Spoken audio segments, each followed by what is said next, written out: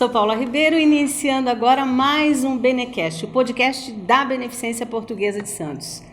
A Beneficência avançando sempre em tecnologia e atendimento humanizado e com o propósito de fazer chegar até você nessa nova plataforma, através de convidados altamente qualificados e renomados, importantes informações acerca da saúde. Hoje com um convidado para lá de especial, ele que é pneumologista, doutor em saúde pública, pioneiro na redução de danos na América Latina, fundador da Associação Internacional de Redução de Danos, líder em políticas públicas inovadoras na América Latina, reconhecido internacionalmente no enfrentamento às infecções sexualmente transmissíveis e hepatites virais. Fez parte do Ministério da Saúde. Além disso, especialista durante 12 anos na Organização Mundial da Saúde, a OMS, e foi pioneiro no trabalho com pacientes com vírus HIV na cidade de Santos, fomentando leis na área da saúde que se tornaram realidade para o Brasil e para o mundo. Doutor Fábio Mesquita, para nós uma honra imensa tê-lo aqui entre nós e, juntamente com o nosso presidente Ademir Pestana, estamos aqui recebendo esta pessoa que muito nos honra, não é verdade, presidente? É verdade, é uma personalidade, podemos dizer assim, na área médica de prevenção, né? Então é um orgulho para todos nós, né? Não é santista, não nasceu aqui, mas marcou aqui, né? As suas ações, o seu cuidado, além disso, cuida pelo um país mais justo, né? Através da sua área, que é a medicina. Enfim, a gente fica muito feliz de ter pessoas tão importantes, né? Importantes porque cuidam das pessoas, se preocupam com as pessoas, como o doutor Fábio Mesquita. Então é uma honra tê-lo aqui na Beneficência Portuguesa, doutor Fábio, né? Muito obrigado, Ademir Pestana. Muito obrigado, Paula. Para mim é um privilégio estar aqui, né? É um serviço de saúde da Beneficência Portuguesa, pelo qual eu tenho uma alta estima, né? Um trabalho muito sério, muito bom, muito importante para a população de Santos e uma parte importante daquilo que a gente chama Sistema Único de Saúde, né? É uma coisa que eu faço questão absoluta de falar em todas as minhas palestras, que o sistema não chama SPS, como algumas pessoas de vez em quando falam, né? Que seria o sistema de saúde pública exclusivamente. É um sistema único que integra serviço público, iniciativa privada, uma série de iniciativas, né? Que atendem a população como um todo. E eu sei que a Beneficência, inclusive, tem trabalho com o SUS, mas que também tem uma outra parte super importante na estrutura do Sistema Único de Saúde, que é muito relevante para a cidade de Santos. Então, para mim é uma honra estar aqui no Benecast. Nós estamos aí com o primeiro seminário internacional Chemsex. Então, para quem está nos assistindo, que de repente nunca ouviu falar em Chemsex, eu gostaria que o Dr. Fábio Mesquita explicasse para nós o que é o Chemsex, sexo químico. Então, Paula, primeiro, muito importante essa parceria da Beneficência, né, com o Instituto Multiverso, que organizou esse evento. Eles tiveram patrocínio do Fundo Positivo para a organização, né, para ter tradutor, para algumas das atividades, mas o lugar fundamental foi ter vocês como sede, né? Ele é um seminário internacional, recebeu palestrantes que vieram do Canadá, dos Estados Unidos da América, da Grã-Bretanha, e com isso, né, a gente está tendo oportunidade de fazer uma troca de informação sobre essa novidade, né? Eu estou colocando um pouquinho entre aspas, porque a gente descobriu no próprio seminário, que a gente também é sempre uma oportunidade da gente ir aprendendo, né? A gente descobriu que, por exemplo, na Grã-Bretanha, quase 10 anos eles já trabalham esse tema, já era um fenômeno que acontecia em outros lugares há mais tempo. Aqui no Brasil, A gente teve algumas apresentações de pesquisadores brasileiros, né, que trabalham em várias universidades aqui no Brasil. A gente teve algumas manifestações da sociedade civil, né, organizações que trabalham com isso.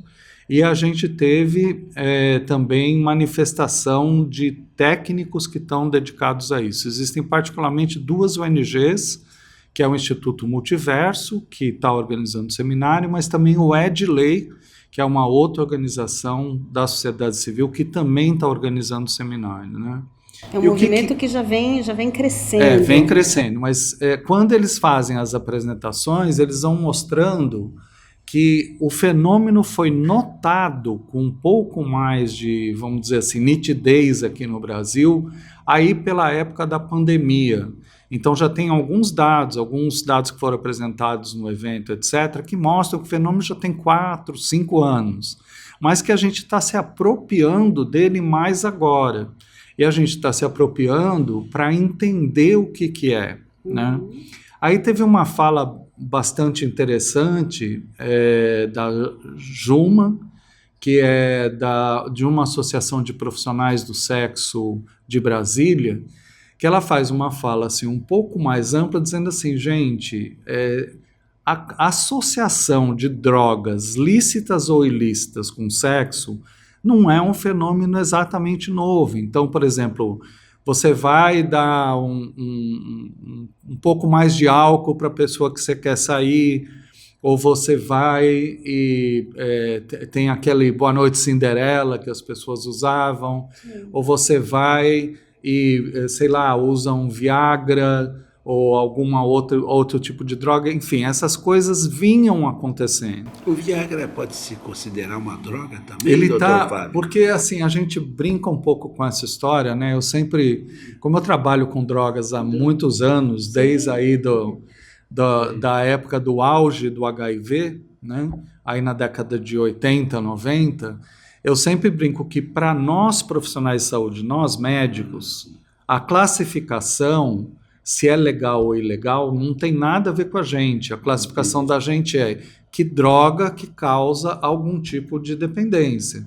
Então eu sempre falava assim, não, mas a pessoa usa droga porque não sabe que faz mal para a saúde. Se a gente informar a pessoa que aquilo faz mal para a saúde, a pessoa vai parar de usar droga, como se fosse simples assim. Sim. Porque uma vez que a pessoa começa, tem interação neurológica, tem interação psicológica, tem uma série de coisas que algumas vezes causam dependência e a pessoa vai precisar daquela droga por um bom tempo e não consegue se desfazer de uma forma simples, né?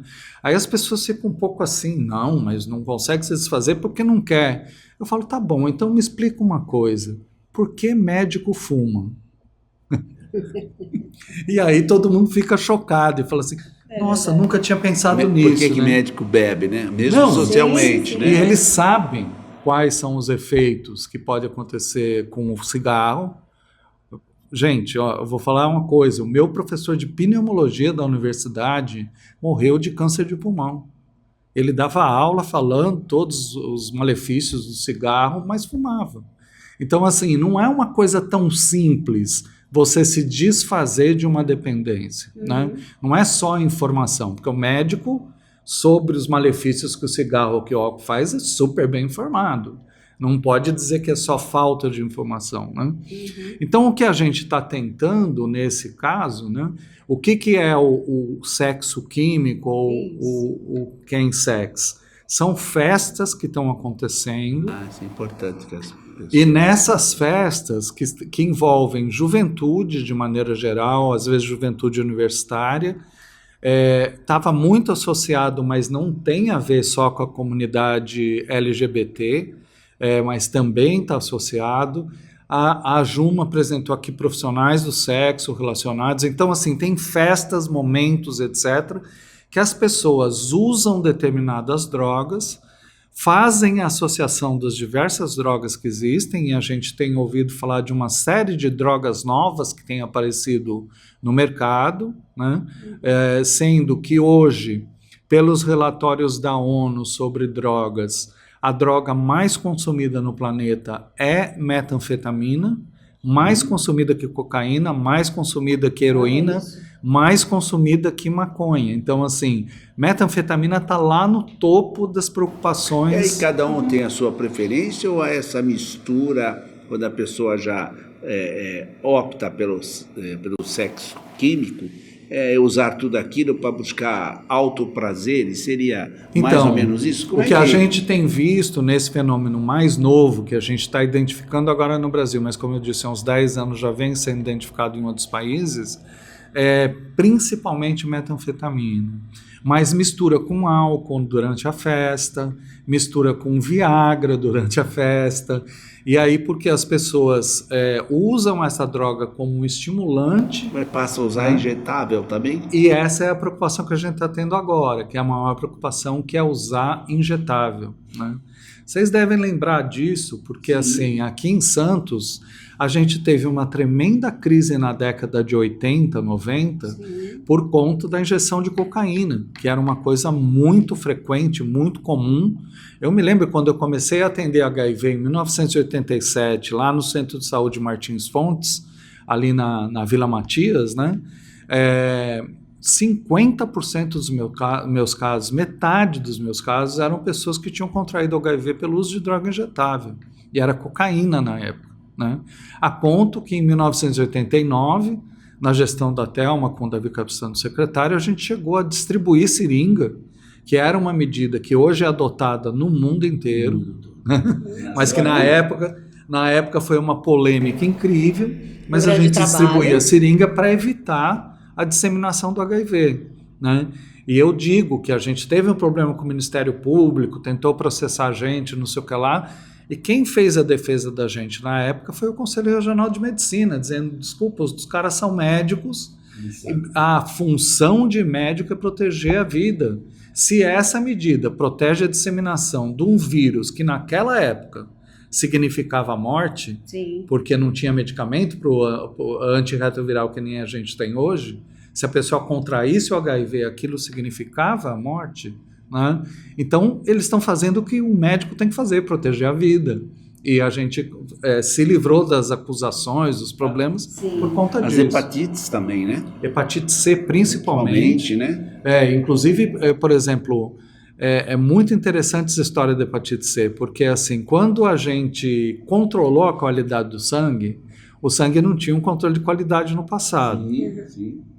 Quando a gente conseguiu controlar a qualidade do sangue, que realmente o Brasil hoje tem uma excelente qualidade do sangue, eu vou falar da exceção que a gente viu há meses atrás, mas esse padrão ouro que a gente tem de controle da qualidade do sangue, quando a gente adquiriu isso, o único causador de hepatite C era o compartilhamento de seringas e agulhas por droga injetável, né? E aí isso implicava numa hepatite crônica, implicava num problema normalmente de cirrose ou câncer, implicava em transplante. Quer dizer, imagina assim o impacto que isso tinha no serviço de saúde e o impacto que isso tinha na vida da pessoa em comparação a você prevenir distribuindo uma seringa. Uma seringa custa nada, né? Um transplante custa uma fortuna para o sistema. Então, assim, uma seringa protege aquela pessoa de ter uma vida complexa, que vai ter cirrose, pode ter câncer, vai ter que fazer um transplante, etc. Então, era uma coisa muito importante de ser feita, né? E a gente aprendeu isso com os holandeses, porque os holandeses controlaram a hepatite C quando a gente nem pensava nessa estratégia. Em 1984, eles controlaram uma crise de hepatite C, que na época nem chamava hepatite C, chamava hepatite não A, não B. A gente sabia que não era A, sabia que não era B, mas não tinha um nome ainda. Depois a gente classificou como hepatite C. Os holandeses controlaram distribuindo seringa, e foi com eles que a gente aprendeu, que o mundo aprendeu. E a gente viu que isso também poderia servir para o HIV. E ao servir para o HIV, serviu também para controlar a hepatite. O quesito informação é um fator muito importante para que esse avanço, para que essas consequências todas elas acabem não acontecendo. O que está sendo feito hoje para que essas informações, então, elas aconteçam aí dentro da redução de danos? Como é que está essa questão da informação hoje? Então, Paula, esse é um questionamento que, pelo menos assim, a gente que veio de fora, né? Sim. Eu voltei há 2 anos, a gente está fazendo ao Ministério da Saúde, ao governo do Brasil, dizendo assim, ó, nós precisamos de uma política para isso, porque isso está acontecendo numa quantidade que daqui a pouco pode se perder o controle outra vez, como a gente conseguiu um bom controle da epidemia do HIV, ainda tem muito para fazer, mas a gente avançou muito em relação à década de 80, 90, mas se a gente bobear, perde de novo. Então, assim, precisa de uma política pública. Falar, mas como é que vai fazer uma política pública para sexo químico? Gente, a Grã-Bretanha tem uma política pública para sexo químico. A Austrália tem uma política pública para sexo químico. Os ministérios da saúde desses países desenvolveram uma política pública para poder exatamente orientar a população, informar e evitar que elas tenham problemas. Então, por exemplo, a pessoa está tomando a profilaxia pré-exposição, né? Essa profilaxia hoje, no protocolo brasileiro, a pessoa vai tomar um medicamento o tempo todo antes de ter sexo. Com isso, é pré-exposição, porque antes dela se expor ao HIV, ela está protegida. Aí ela vai para a festa, leva lá o saquinho de remédio. Mas no meio da festa, 1 dia, 2 dias, esqueceu o remédio, tomou o remédio. É como se tivesse interrompido um tratamento. Então, assim, essas preocupações que a gente está tendo, como é que a gente mantém essas pessoas com a preocupação de se prevenir de mais complicações do que ela já possa ter, eventualmente, num momento como esse, né? O que levaria, dentro da sua avaliação, doutor, o que levaria uma pessoa à prática do sexo químico? Como é que o senhor avalia isso? Eu acho que uma das coisas que a gente aprendeu muito, assim, quando trabalha com juventude, né, e hoje a epidemia de AIDS no mundo, né, mas aqui no Brasil também, ela tem crescido principalmente na juventude, né, curiosamente. Então, assim, não é que antigamente eram pessoas muito mais velhas, mas antigamente eram pessoas entre 20 e 30 anos, era a maior faixa etária que o vírus teve um impacto grande. Agora é abaixo disso, é abaixo de 20 anos, né? E cada vez mais baixo. Então, o que a gente está preocupado, né? A gente está preocupado exatamente em compartilhar informação, para evitar que a gente possa agravar o problema. O que leva a pessoa à festa é uma das frases mais simples, para quem tem filho de qualquer jeito, né? O que leva sua filha, seu filho, a pintar o cabelo de uma cor? Ah, porque todos os amiguinhos da escola estão pintando. Ah, por que está usando o tênis tal? Porque todos os meninos da escola estão usando. Sim. Então, assim, essa influência de jovens sobre os outros é uma coisa comum e não é uma coisa maldosa, né? É como se ele se inspirasse nos colegas em muitos comportamentos, incluindo esse, incluindo qualquer outro comportamento que possa causar dano à saúde. Né? Beber mais cedo do que deve, fumar mais cedo do que deve, está sempre associado a essa pressão de grupo. Ah, mas todo mundo está fumando, por que você não vai fumar? Ah, mas todo mundo está usando maconha, por que você não vai usar? Ah, mas todo mundo experimenta que você vai se vai sentir provocando, bem, e é isso, a molecada, ela é curiosa. Né? Ela tem a curiosidade, quer conhecer coisas, não sabe de tudo. Né? Então, assim, essa pressão de pares é, sem dúvida, o motivo principal, né, de levar para essas coisas. Então, você imagina, você está na universidade, morando fora da sua casa, numa república, numa coisa assim, cheia de gente, aí alguém vira e fala assim, vai ter uma festa na casa do fulano, que é o máximo, a festa tem tudo, você vai poder... festa de arromba, como eu dizia na minha época. Exatamente. E os jovens têm dentro dessa cultura, estar presentes nessas festas. Sem Eles dúvida. Fazem essas festas. Ninguém quer se sentir excluído do grupo, sim, né? Sim. Então tem isso mesmo. Qual a situação do HIV hoje no Brasil? Que é uma doença sexualmente transmissível, a gente conhece a tua militância dentro desse assunto. Parece que houve um certo relaxamento disso, a gente pouco ouve falar nesses números. Eu queria te ouvir um pouco sobre isso, doutor. Assim, é uma coisa curiosa. Eu trabalhei no Ministério 3 vezes. Mas a terceira vez eu fui o diretor do departamento na época chamava DST, AIDS e Hepatites Virais, do Ministério da Saúde. Foi entre 2013 e 2016. Bom, eu cheguei no departamento, a sensação que eu tinha era uma sensação de que time que está ganhando não se mexe. Então, era aquela sensação assim, não, nós estamos ótimos, somos o melhor programa de países em desenvolvimento do mundo, não precisamos fazer nada diferente. E quando eu cheguei, eu falei, gente, o mundo mudou, as coisas mudaram, tem que fazer tudo diferente. Ou a gente acompanha, ou se a gente fizer business as always, né? Se a gente continuar fazendo as mesmas coisas, a gente vai perder a lógica da evolução.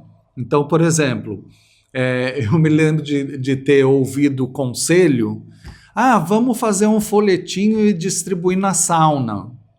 Porque a gente fazia isso em 1980. Agora, hoje, as pessoas não se encontram mais na sauna. Elas se encontram nos aplicativos de encontro, se encontram online, se encontram no seu canal. Ou você acompanha isso, né, e entende o que está acontecendo com a juventude, ou você vai fazer uma técnica que há 30 anos atrás funcionou, mas sinto muito, não funciona. Né? E eu provocava, porque eu vinha da OMS, né, eu já tinha trabalhado 6 anos lá, e estava vendo tudo que estava acontecendo no mundo e como as pessoas estavam evoluindo. Então, por exemplo, cheguei aqui, as pessoas tomavam 4 comprimidos por dia. Falei, gente, o planeta inteiro está tomando 1 comprimido por dia. Isso tem a ver com adesão. Né? É completamente diferente você ter que tomar 1 comprimido por dia e tomar 4 comprimidos por dia. Né? Não, mas isso é a indústria nacional que produz, a gente tem que valorizar a indústria nacional. Bom, ou a indústria nacional melhora, né? e anda rápido, ou senão a gente faz uma licitação, que foi o que a gente fez, uma licitação global, através da Organização Mundial de Saúde, no Ministério da Saúde aqui no Brasil, e compramos de quem vendeu pelo melhor preço. Né? E compramos por metade do preço que a gente pagava no Brasil, 1 comprimido em vez de 4. A gente dobrou o número de pessoas tomando o comprimido, sem gastar 1 centavo a mais, porque a gente fez uma licitação desse tipo. E aí coisas assim, PEP, profilaxia pós-exposição, que a gente chama carinhosamente, né? Todo mundo conhece a pílula do dia seguinte, né? Que tem para você prevenir uma gestação indesejada, etc. e tal. A PEP é a mesma lógica para o HIV, que você toma depois que se expôs ao HIV, só que por 28 dias, que a gente carinhosamente chama da pílula dos 28 dias seguintes. Né? Então, você toma a PEP por 28 dias, você está livre do HIV. Quando eu cheguei aqui, a PEP era só para profissionais de saúde, né, que precisam se proteger, eu não tenho a menor dúvida. Eles num acidente podem contatar o sangue, numa cirurgia, uma coisa super importante. E pessoas que sofriam violência sexual, também sou super a favor. Só que não é só eles que estão em risco, tinha muita gente em risco. Então você tem uma tecnologia que você vai usar um comprimido por 28 dias, você vai impedir que a pessoa contraia uma doença que vai tratar o resto da vida. Né? As pessoas falam, mas você vai investir num comprimido para prevenção? Fala, nossa, eu vou investir num comprimido que eu vou gastar dinheiro público por 28 dias. Só que eu vou salvar o dinheiro público para o resto da vida da pessoa, porque ela não vai precisar tomar o remédio o resto da vida, porque ela não contraiu o HIV. Então, essas lógicas que as pessoas falam, não, temos que fazer as mesmas coisas. E aí eu vou falar uma coisa triste para quem ama futebol, e eu amo futebol, tá? Amo futebol. Eu sou palmeirense, desculpa, mas eu adoro futebol. Bom, o que acontece? Eu não conseguia convencer as pessoas. Tinha os funcionários do Ministério, eles estavam muito conservadores, não queriam mudar e tal. E eu cheguei aqui em julho de 2013. Julho de 2014, Copa do Mundo, perdemos de 7-1 para a Alemanha. Eu falei, agora vocês entenderam? Não adianta ter 5 estrelas na camiseta, não adianta fazer como sempre fez. É verdade. Porque, assim, sério, foi esse paralelo que mudou a cabeça das pessoas. Falou, não, você tinha toda a razão, nós precisamos atualizar. O que a gente tem questionado é que nós precisamos ir mais depressa. Sim, com certeza. Precisamos fazer mais campanha, precisa falar mais do assunto, porque a AIDS não acabou. 10 mil pessoas morrem por ano no Brasil de AIDS ainda. 10 mil pessoas, veja isso. Uma pessoa morre de AIDS a cada minuto no planeta Terra. Então não é uma doença que acabou. A gente fica com uma sensação equivocada, porque agora ela é uma doença crônica manejável. Você tomou o remédio direitinho, está tudo bem. Você vai viver como qualquer outra pessoa. Mas você precisa ter o diagnóstico, você precisa começar a tomar o tratamento e você precisa aderir ao tratamento. Se isso estiver certo, está tudo bem. Tudo certo. O problema é que muita gente ainda não tem o diagnóstico, muita gente ainda não está em tratamento e muita gente, portanto, ainda não está naquela fase de que não está mal clinicamente, Sim. mas também não está transmitindo o HIV.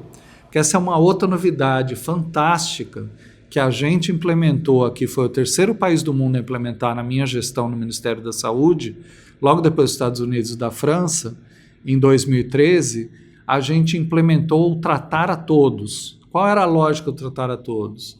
É que se você tiver carga viral suprimida com o tratamento antirretroviral, você não transmite mais o HIV. É a melhor forma de prevenção. É a melhor forma é você de tratar prevenção. quem tem. É verdade, é verdade. Porque olha só a pessoa não transmite quantas mais. informações aqui. Nosso tempo passa muito rápido. Claro. E com certeza um único podcast aqui não é suficiente para todo esse conhecimento, todas essas informações que você que está aí nos assistindo precisa realmente ter. Então nós estamos aqui muito felizes com a sua presença.